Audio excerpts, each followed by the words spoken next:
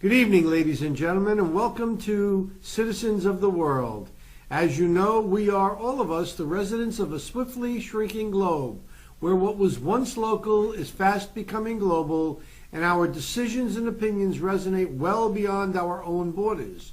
I thank you for joining me each week, your host, Al Zucaro, from the epicenter of the Western Hemisphere, Boca Raton, Florida, in sunny South Florida, for a pointed look at politics, immigration, culture, and what it means to be a citizen of the world.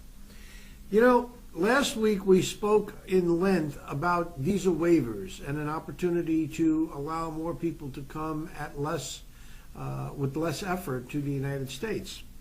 This week I want to follow up on that. I want to talk about economic development, and eventually we will get around to talking about the country of Brazil, and we will have a multi-series effort with regards to Brazil and to China.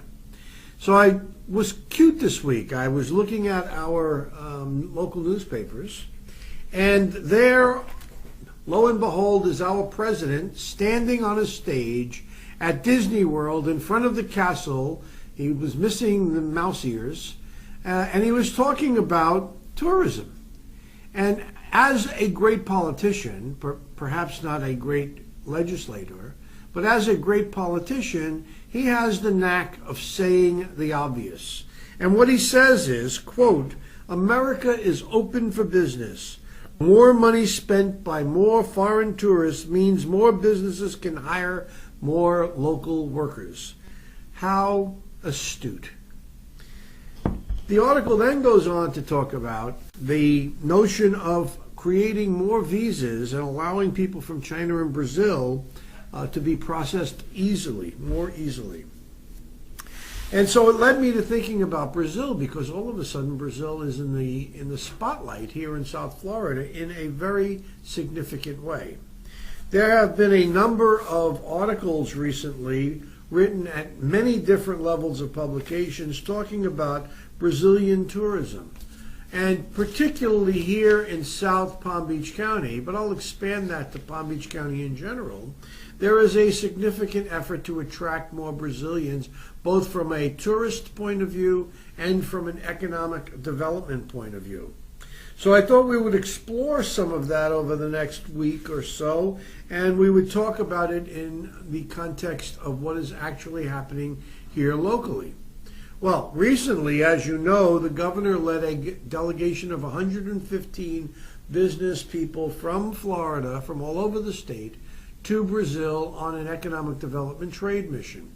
Out of that came a very significant business relocation from Brazil into the port of Palm Beach, headed up by a entrepreneur, Luis Caldillo Goldner, who is bringing the America's National Caffeine Company to Riviera Beach and creating jobs in excess of 40% above the average paying job in the county. A very good opportunity.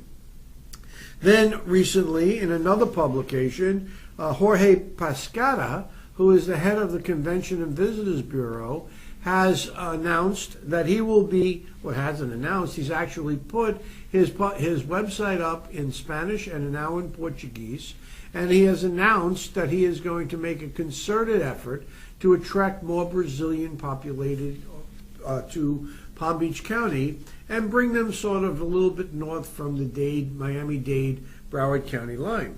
Well, there are some really significant reasons for that. For instance, in 2010, the largest number of visitors to Palm Beach County were Canadians, by far. Second were the Brits, and then third were the Brazilians. Well, in 2011, the Brazilians have actually jumped past the Brits, and Brazil promises to grow even greater and faster, particularly if the president's plan to expand visa opportunities and reduce the difficulties of acquiring a visa, which on average can take up to 3 months for people to visit, are reduced. I have to tell you, we will talk over the next couple of weeks or next couple of shows about these kind of things. On my next show, I'm going to be introducing Doug Heiser. Doug is a Brazilian national located here in South sunny Palm Beach County, and he is the publisher of a local newspaper called the Boca Tribune. Doug will talk to us a little bit about Brazil and the Brazilian influences here in Southwest Palm Beach County, and perhaps more expanded in South Florida in general. And then on next week's show, I will be interviewing directly Mr. Pescado, Jorge Pescado, the president and CEO of the Convention and Visitors Bureau, and we will follow up on that and the notion that was outlined in one of the publications by Kelly Smallridge, and we will attempt to get Ms. Smallridge on the show as well. But her notion was that first we attract people as a visitor, and then we convert them to be an investor in business development, in economic development, and in business relocation. Those are strategies that have been in place for years, but not effectively marketed, not effectively noticed, and I am hoping and I believe that we are now in a much better position to do that, particularly since both the Convention and Visitors Bureau, tourist-oriented, and the Business Development Board, corporate relocation oriented, have come to the conclusion that the market is outside the borders of the United States, inviting people inside the borders of Palm Beach County for a relocation and a economic development opportunity surpassed by none. So we will be taking up those items over the next couple of weeks, and we're very happy to be doing that because Brazil is the 6th largest global economy in the world today. The United States is the 2nd largest market for the Brazilian country. And the United States is Brazil's largest supplier. In 2011, Mr. Obama entered into a cooperative agreement with the President of Brazil on 2 areas, energy and infrastructure. His argument is that Brazil has now uncovered new energy fields offshore, and he once said he wants us to be Brazil's largest customer, rather than us drilling our own, but be that what it may, creating jobs and taking advantage of Brazil. And in infrastructure, Brazil is going through a major infrastructure development, and I guess the notion is that U.S. service companies, U.S. product suppliers, can participate in that expansion and do work here in the United States, which will effectively build up further in Brazil. The reality is that jobs are necessary. This is one way that we can do it. I want to suggest that on a visa point of view, we need to do some serious work. We do not have an E1, E2 visa treaty with Brazil. That's treaty investors and treaty traders. We do not have a visa waiver program with the country of Brazil. These are things that absolutely need to be put in place.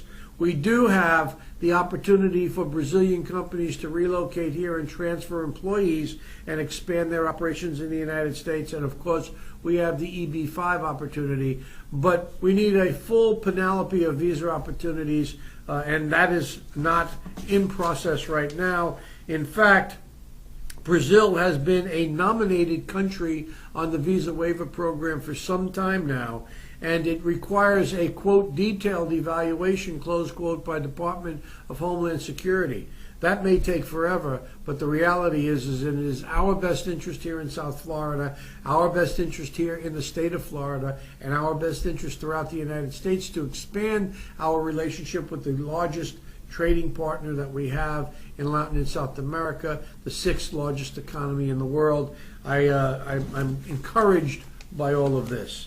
With all of that said, again, tomorrow, or the next show, we will have Doug Heiser from the Boca Tribune, and next week we'll be interviewing Jorge Pescara from the Convention and Visitors Bureau, and we look forward to doing that.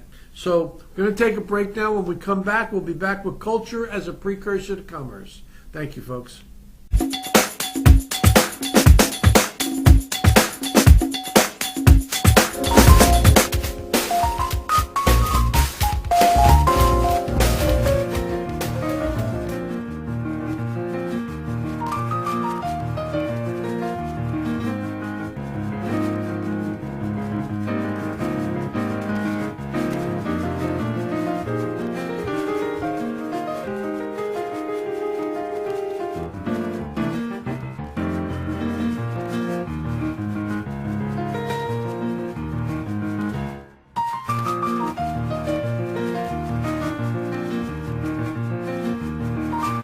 Well, we're back, folks, and I want to do a little thing, something a little bit different than I usually do under the culture and commerce section.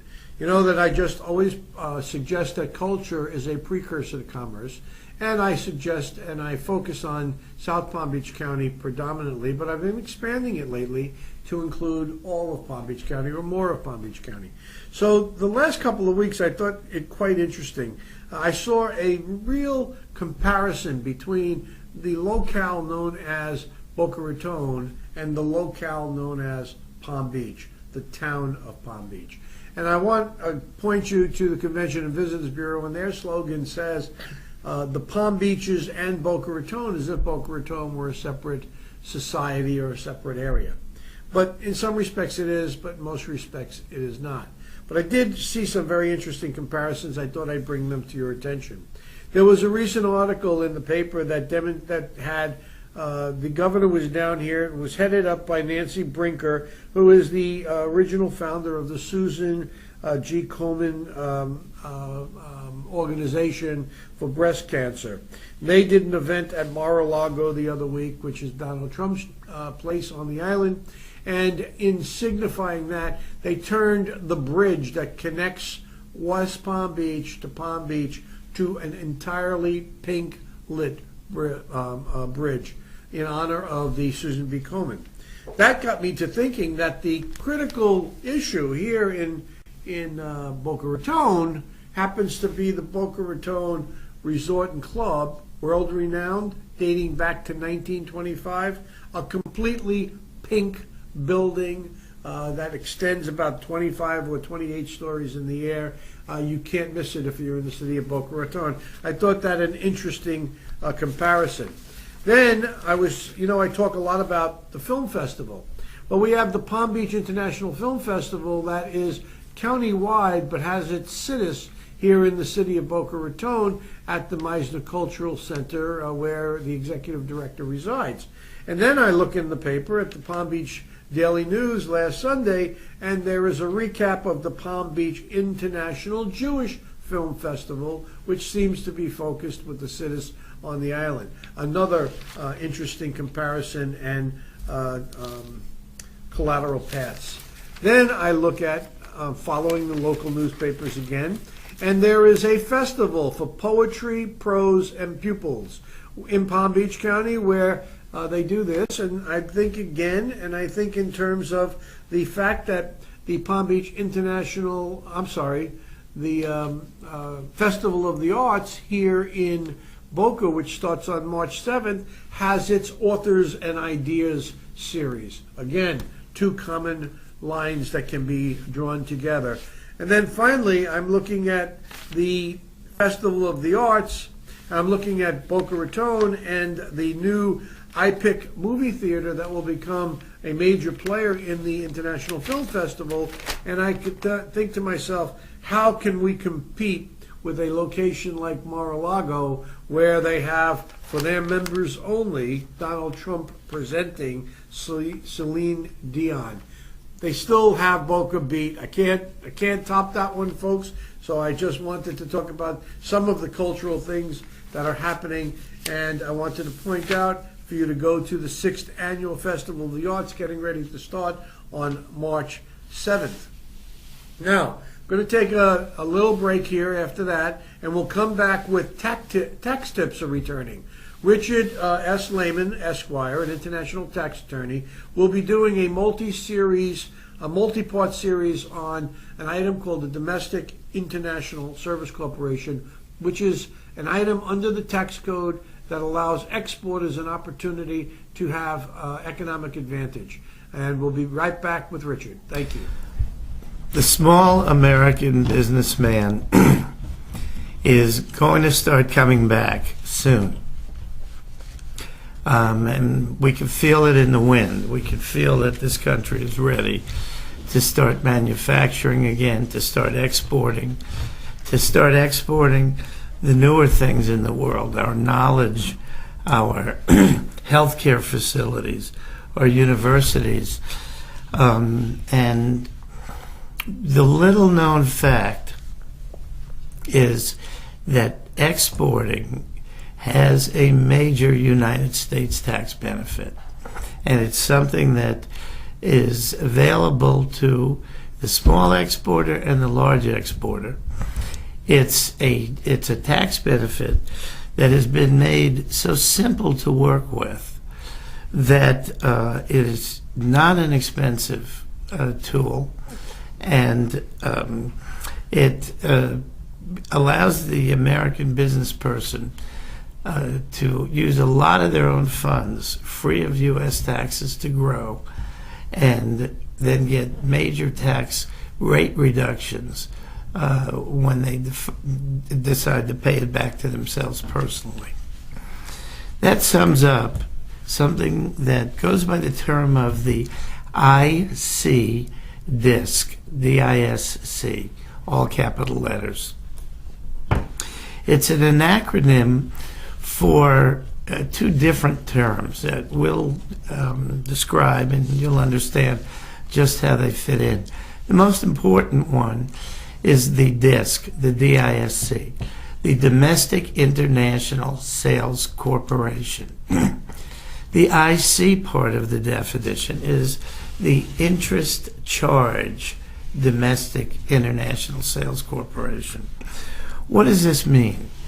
The United States Tax Code, the bottom line, permits anybody selling export property, a manufacturer, a wholesaler, a retailer, anyone selling export property, to isolate that export property and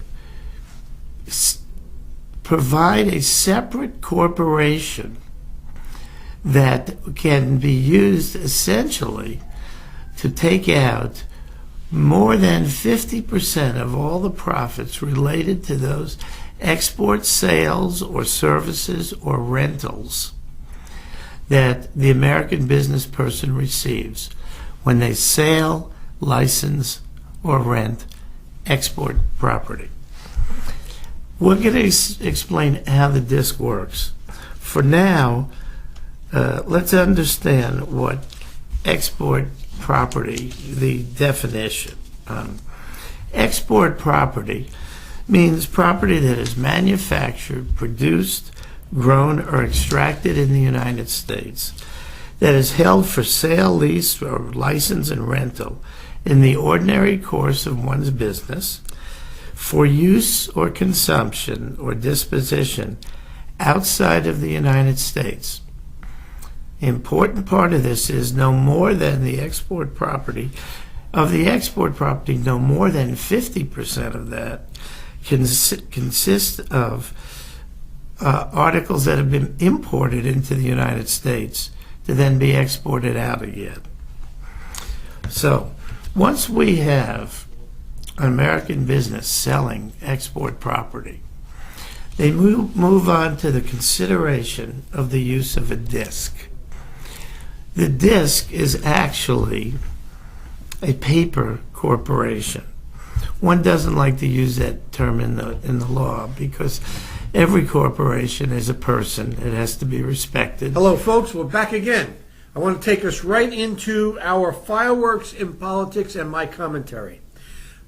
Recent article I read, Republican Field Wooing Hispanics. Very interesting article. It talks about the efforts, at least on the part of the Romney campaign recently, to attract Hispanic voters. They're sending out literature in Spanish. They're attacking the market in the Miami marketplace, and they're looking to court that vote. And then we have now more activity with the Gingrich campaign coming into the state and also taking that vote or challenging for that vote. And recently, the Somos Republicans, the largest Latin Republican group in the nation, has endorsed Newt Gingrich. So there is a fight. Why? Because 16 to 17% of the nation's voters are now Hispanic, and it is the fastest growing base, and it will ultimately be a major contributor to national, local, and state politics. Now, the reason I wanted to point this out under fireworks and politics is because Florida, of course, is in the prime time this week with the primaries taking place on the 31st, and this attraction to the Hispanic marketplace and the Hispanic culture. There are 4 players left, and I'm just going to talk about them briefly. When we talk about Ron Paul, Ron Paul's position is whatever it takes to secure the borders, end the right of citizenship for U.S.-born children of unauthorized immigrants. That's a constitutional change. Deny social services to unauthorized immigrants, and aggressively deport those who overstay a visa or break U.S. law. Rick Santorum. Rick suggests that we build a border fence, deny children of unauthorized immigrant in-state college tuition rates, and don't require states to offer social services to unauthorized immigrants, make English the official language. Third, Mitt Romney. Build a fence along the U.S.-Mexican border, deny education benefits to unauthorized immigrants, provide more visas for holders of advanced degrees, certainly that'll help business, in math, science, and engineering who have U.S. job offers. And finally, Newt Gingrich, the only one of the 4 that is more pro-immigrant than anti-immigrant. Give legal status to unauthorized immigrants who have long resided in the country. Provide a path to citizenship for children of unauthorized immigrants who serve in the military. Divert Homeland Security money to guard the southwest border. Make English the official language. Now, I'm going to show my bias here. Newt Gingrich is the only one who is relating to the Reagan formula that took place in 1986, 25 years ago, and he is following that formula, I think, almost to the T. And so when he says that he's a Reagan-type conservative, I believe him. The others are pandering. They will eventually have to come off their positions if they are the nominee, or they will never get the middle vote, and they certainly won't get the Hispanic vote. So, with that said, I'm moving on to my kudos and KOs. Remember, kudos and KOs.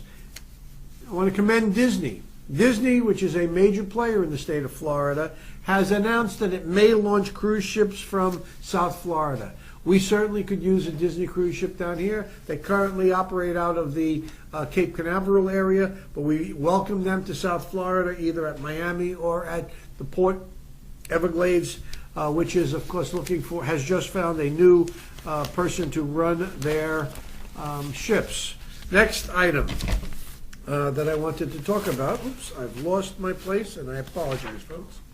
The Port of Palm Beach. Port of Palm Beach, I mentioned before in an earlier segment that they attracted a business out of Brazil with the caffeine manufacturer, and they have also re-signed, after a couple of years of missing this opportunity, a daytime gaming ship that will go out, and that will increase the revenues to the port. I think that it's very good. Manny Almira has been doing a very good job as the port's executive director. Costa Cruise Lines. It's got to be a KO for Costa Cruise Lines. I mean, that's Carnival. And this issue that's going on in Italy is something that is very serious. And, I'm sure that we're going to find out a whole lot more. But for the moment, I got to give them a KO.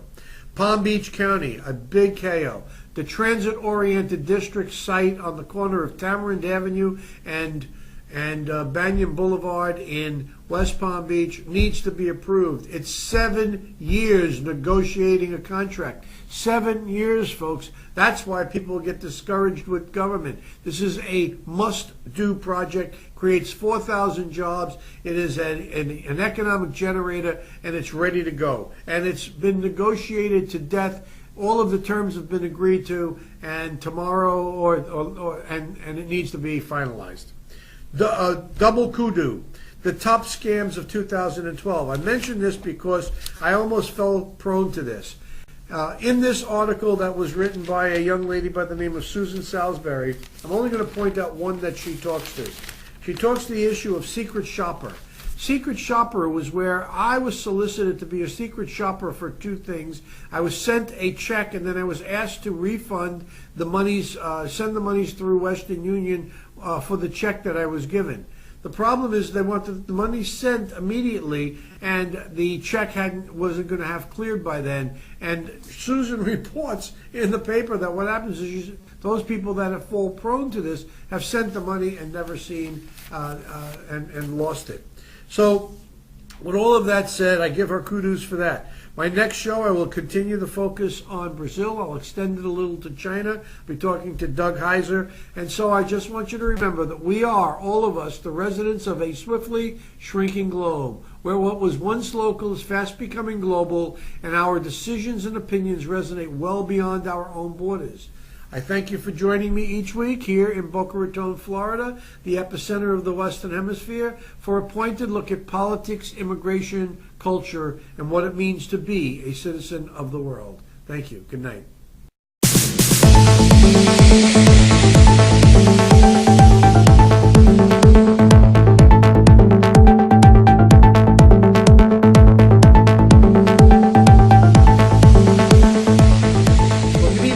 And welcome to Citizens of the World.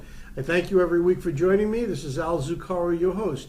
And as you know, we are, all of us, the residents of a swiftly shrinking globe, where what was once local is fast becoming global, and our decisions and opinions resonate well beyond our own borders. I thank you for joining me each week from the epicenter of the Western Hemisphere, Boca Raton, Florida, in sunny South Florida, for a pointed look at politics, immigration, culture, and what it means to be a citizen of the world. Folks, last week we talked a lot about Brazil, and we talked about the president and his open policies now to assist in increasing tourism from Brazil. I think that is a good idea. I think it's a long time in the making. I think it's taken way too long to recognize the impact of the foreign national, particularly the Brazilian, which is the second largest contributor of tourist dollars behind the Canadians and beginning to challenge the Canadians here in South Florida. So I thought today we would follow up a little bit, and I've invited to be a participant in the show Doug Heiser. Doug is a Brazilian national. Doug resides here in Palm Beach County. He's a publisher of a local newspaper called the Boca Tribune. And he is he's a leader within the Brazilian American community here in Palm Beach County. And so I want to welcome you, Doug, for coming, and thank you for taking the time. Thank you to invite me to come. Well, you've been around. You and I have been friends for quite a while now, and we have chatted about economic development. We've seen a number of opportunities come to Palm Beach County and leave Palm Beach County with regards to Brazilian investors, Brazilian entrepreneurs, Brazilian tourism, shoppers, et cetera, et cetera. The Convention and Visitors Bureau is actively wooing Brazilian tourists. The Business Development Board has traveled to Sao Paulo to attract business people. Give us a little bit of your insight into the impacts, both in a tourism manner and in an economic development manner, of the Brazilian marketplace, both here and from here back to Brazil. Yes.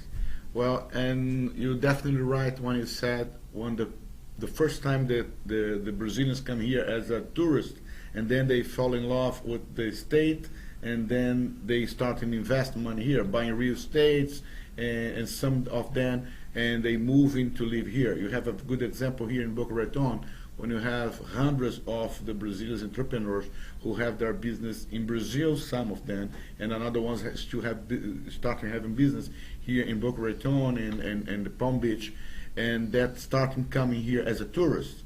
And the new and decision of the President Obama to increase the number of employees in the consulates in Brazil to expedite the visas is something going to affect and definitely going to help bring more tourists to United States. And the Brazilians expect to have something better than like the wave visa, because they have a lot of countries who already have visas, but I really don't know, I don't understand why the United States keep holding that. And for the other side, it's very good, because if they get the waiver for the visa, you're not going to have enough flights.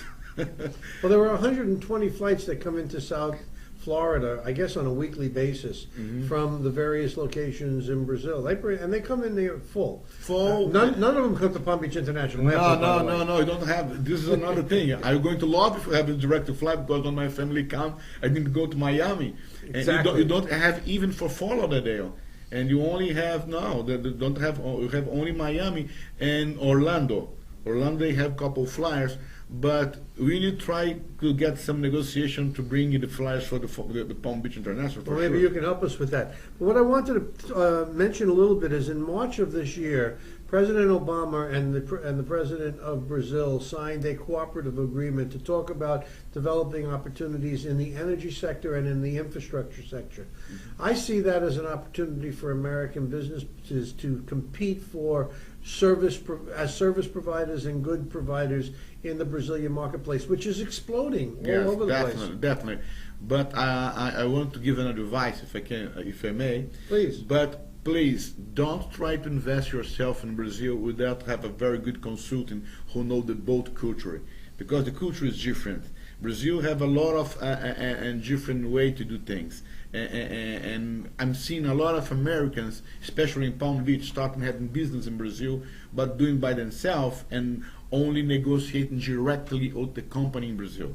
And especially in the energy section, when you're going to involve the government, I strongly recommend for the business person to look for a consult person here in America who know boat culture, because the opportunities are huge. I call a friend of mine and a couple of weeks ago and say, hey, you need to find something to sell for Brazilians from Florida. He said, no, you don't need to do that. Brazilians are already buying. You need giving us service and products, because everybody's buying everything. This is true. If you go to the Aventura Mall, if you go to the Sagres Mall, and now in Boca Raton Town Center Mall, you're going to see a lot of Brazilians buying goods to bring to Brazil, because the price here is very competitive what they have over there. We need to be prepared for that. You need to be prepared for that. And let me just talk about you. You're a good example of a Brazilian national who's come here and has found his way into being a businessman and being a significant influence in the community.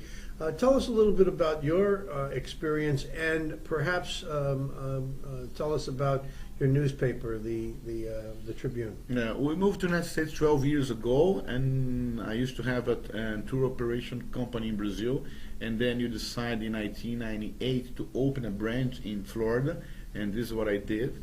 And after 3 years, I moved with my family over here, and then after that, we looked to be integrating the community. And why Boca Raton? Well, because it's the best place to live in the planet, believe me. So it is the epicenter of the West. Definitely.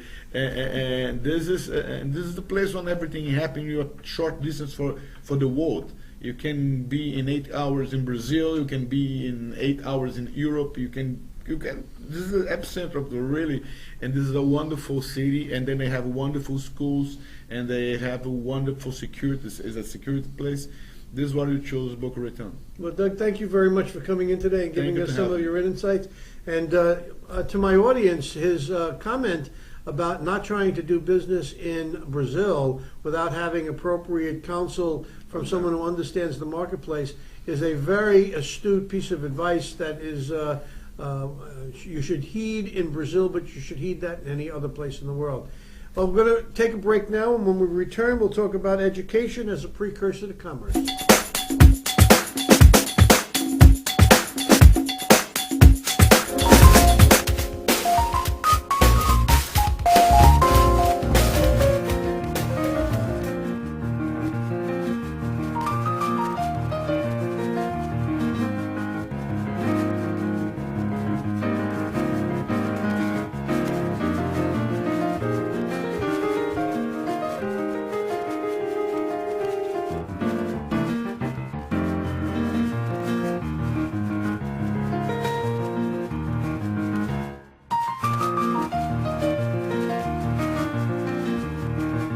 Well, welcome back, folks. Generally, we do at this segment culture as a precursor to commerce, but today I wanted to talk a little bit about education and medical services as a precursor to commerce. The most important thing that happened in the Boca Raton region from a medical point of view this past week or 2 weeks is a major gift was made to the Boca Raton Regional Hospital. It was made, a donation in the amount of $25 million was made by the co-founder of Home Depot, a gentleman by the name of Bernie Marcus. And this $25 million will now be used to build a massive neuroscience center on the campus of the Boca Raton Regional Hospital here in South County, Boca Raton. Why is this important? Neuroscience and neurosurgery have been a field that we in Palm Beach County have not excelled in over the years. This gift has encouraged many others, or is now beginning to encourage many others to come forward and to contribute, asking what is it that they can do to help. This massive neurosurgery or neuroscience center will work in conjunction with other institutions. We now know that up in Jupiter we have the Max Planck Institution, which is on the campus of Florida Atlantic University. Florida Atlantic University is directly across the street or across Glades Road from the Boca Regional Hospital. It is an incredible gift. This past Saturday night, my wife and I went to the Boca Resort and Club to attend the hospital ball. This was a celebration of the first 50 years of Boca Raton Regional Hospital. Started out as Boca Raton Community Hospital. Excuse me. Its inspiration came from a woman by the name of Gloria Drummond, whose 2 children died of poisoning because there was no local hospital that she could get them to fast enough. That was 50 years ago. We celebrated the 50th anniversary this past week. 1,100 people attended the event at the Boca Resort and Club. It was an incredible tribute to the 50 years that started with this young woman who had a vision, was driven, and got it actually accomplished. And the celebration was very respectful to those 50 years, talking about it, showing some of the clips and the history. But it was so exciting. It was so inviting to see that this $25 million gift kicks off the next 50 years for the evolution of Boca Raton as a significant medical center in the Western Hemisphere, tied in with the incredible educational opportunities both at Florida Atlantic University and through the Max Planck Institute. And we are very, very happy to have seen that. That's a piece of news that goes down in a very significant way. And so I wanted to take that and make that a focus today and thank Mr. Marcus for his contribution, for his philanthropy, and encourage others in the community to step up. I'm going to, now at this point in time, we're going to have Richard Lehman come in, and he's going to talk about the second part of his multi-part series on domestic international service corporations. And when he's done, I will return. Thank you, folks. The small American businessman is going to start coming back soon. And we can feel it in the wind. We can feel that this country is ready to start manufacturing again, to start exporting the newer things in the world, our knowledge, our healthcare facilities, our universities. And the little known fact is that exporting has a major United States tax benefit. And it's something that is available to the small exporter and the large exporter. It's a tax benefit that has been made so simple to work with that it is not an expensive tool, and It allows the American business person to use a lot of their own funds, free of U.S. taxes, to grow, and then get major tax rate reductions when they decide to pay it back to themselves personally. That sums up something that goes by the term of the IC DISC, D-I-S-C, all capital letters. It's an acronym for two different terms that we'll describe, and you'll understand just how they fit in. The most important one is the DISC, the D-I-S-C, the Domestic International Sales Corporation. The IC part of the definition is the Interest Charge Domestic International Sales Corporation. What does this mean? The United States Tax Code, the bottom line, permits anybody selling export property, a manufacturer, a wholesaler, a retailer, anyone selling export property, to isolate that export property and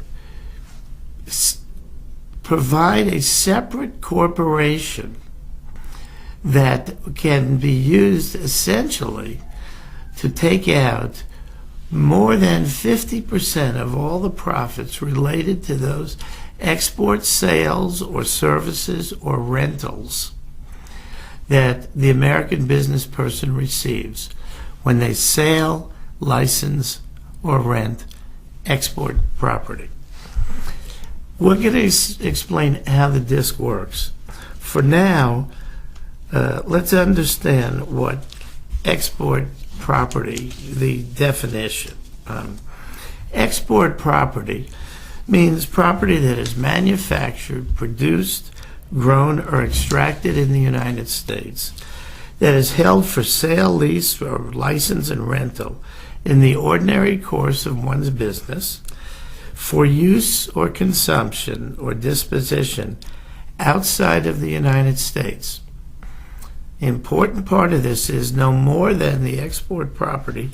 Of the export property, no more than 50% of that consists of articles that have been imported into the United States to then be exported out again.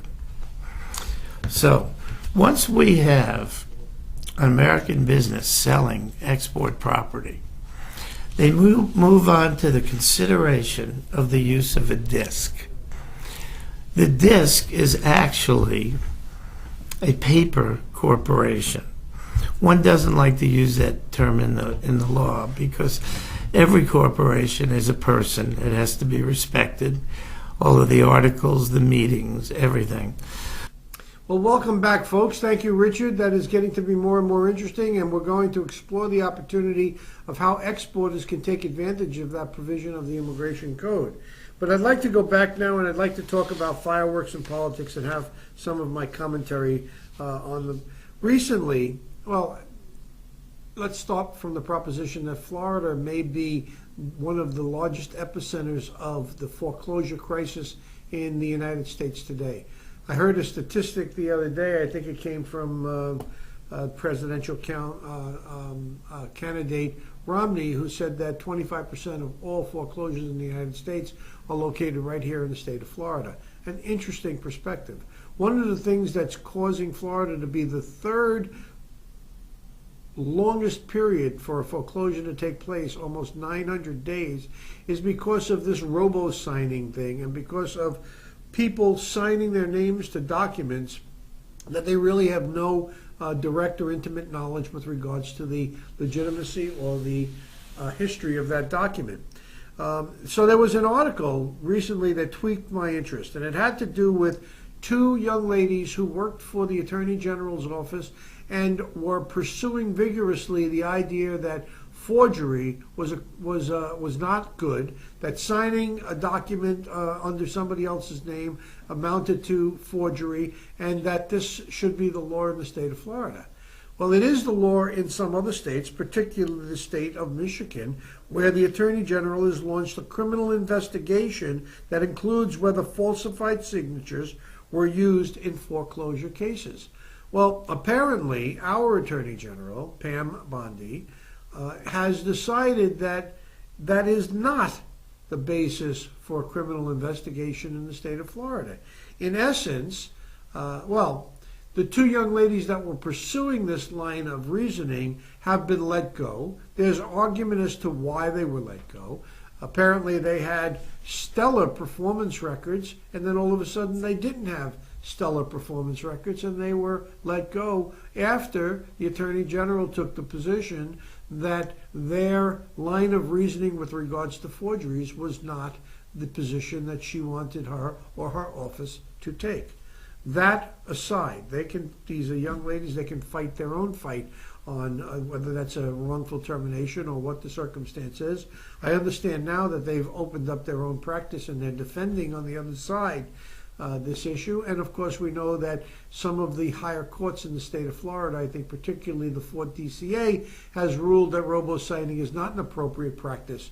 So Florida is in the flux. But the reason that I brought this up on the fireworks and politics is we have an Attorney General who's supposed to be representing the interests of the citizens of the state of Florida, and she seems to be more interested in preserving the interests of the larger bank institutions who are complaining that robo-signing is good, it's appropriate, it's their records, and that they should be able to use these records and not have to worry about the authenticity, the evidentiary questions that are raised, etc., etc. I think Ms. Bondi's off the mark here. That's my commentary. I think she should get back on the mark. I think that the citizens who are subject of these foreclosures should have every opportunity to prove the foreclosures are wrong before their homes are taken away from them, and the bank should have a heightened obligation to demonstrate that they in fact have the documents that they say they have, they in fact have the knowledge, and perhaps most important, they actually own the notes at this point in time, given the foreclosure and the crisis that has taken place. Enough said on that subject. An item that I wanted to bring up also was about the city of South Bay and the need for a Glades water utility.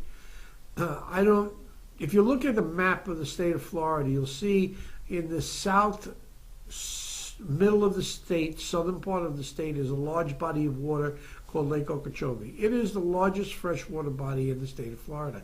It is the drinking water supply for almost all of South Florida. And the cities around it are called the Tri-City area: South Bay, Belglade, and Pahokee. These folks have had a deteriorating water circumstance for many years now. And the county has finally stepped in and said that it would come in, it would take over the water utility, it would freeze rates at the rates that there are now, and only when the rates for the rest of the county rose to the level of the rates that are currently being paid by these three communities. Oh, by the way, some of the poorest communities in the state of Florida, perhaps in the entire United States, the county said it would freeze the rates until other rates were equivalent, and then and would absorb all of the operating expenses, etc. This is an appropriate deal. This deal needs to be done. Standing in opposition to this deal is the city of South Bay. They're wrong. Get with it. People need water, and you can't provide it out there. The utility's falling apart. The rates are incredibly high, and you need to let the county come in. And with that said, enough said on that for fireworks in politics. So, where are we? We'll now go to kudos and KOs. I want to give a big kudo to the new owner of the Palm Beach Mall, which is on Palm Beach Lakes Boulevard, just off of I-95, visible in the city of West Palm Beach. A major eyesore is going to be redeveloped. It's going to be torn down. A new fashion outlet will be put there. Some serious money is going to be invested. Kudos to that company that's coming in. And Mayor Moyo get your planning department and your permitting department to expedite that. It needs to happen. It's a great opportunity. We thank you for bringing it. Kudos to the city of Boca Raton, which is mixing business and pleasure. All of a sudden, the city of Boca Raton has 3 major events that are coming forward, projects that are coming forward in its downtown with regards to housing development opportunities and hopefully mixed-use opportunities that will bring some corporate relocation. Very excited about that. Boca has taken an initiative and is beginning to put new TV ads on and beginning to market itself on at a higher level. So it's really impressive to see the city of Boca Raton moving away from its image as a retirement destination community to a more avant-garde, a more civic location for corporate redevelopment and for international business opportunities, etc. So Boca Raton gets a big kudo. KO, Senator Nelson. Senator, your president showed up in the state of Florida. He went to Disney World, your state. You didn't show up to say hello to him. You didn't greet him at the airport. You didn't stand at the podium with him. Something about a conflict of interest in Manatee County. Well, you know what? I think Manatee County is important too. But he's your president. He's part of your party. You let him stand there by himself? Big KO for Senator Nelson. Thank you very much. This is a very interesting one. Here is a developer who got himself into criminal problems, and he made a contribution. He didn't get into a charitable organization. He was indicted or had criminal corruption. The father and son team are key witnesses in a criminal corruption case filed against a half dozen local politicians. Now he's suing the Transplant Foundation, a South Florida charity that helps people who needs organ transplants. He is demanding the return of his controversial $25,000 charitable donation because what he expected didn't happen. I have to tell you, that's probably not a good story. I'll pass on that anyway. And then finally, a double kudo. Palm Beach County School Board, they're going to get a new superintendent. They've reduced it down to 4. My pick is Tom Watkins. Tom Watkins has never been a school superintendent, but he brings a business acumen. He brings connectivity to the business community. He's been the superintendent of education in the state of Michigan. He's a good friend. He's a good man, and he's out of the box. And that's the kind of thinking that we need for one of the largest school locations in all of Palm Beach County. I'm sorry, in all of the United States. And then finally, on our next show, as we announced earlier, we're going to have Jorge Pescara, the Convention and Visitors Bureau president, and we're looking forward to him to continue our discussion with regards to Brazil and China and its impact on tourism in Palm Beach County. So, folks, with that, all of that said, I am very happy to say that we are, all of us, the residents of a swiftly shrinking globe, where what was once local is fast becoming global, and our decisions and opinions resonate well beyond our own borders. I thank you for joining me each week, your host, Al Zucaro, from the epicenter of the Western Hemisphere, for a pointed look at politics, immigration, culture, and what it means to be a citizen of the world. Good night now.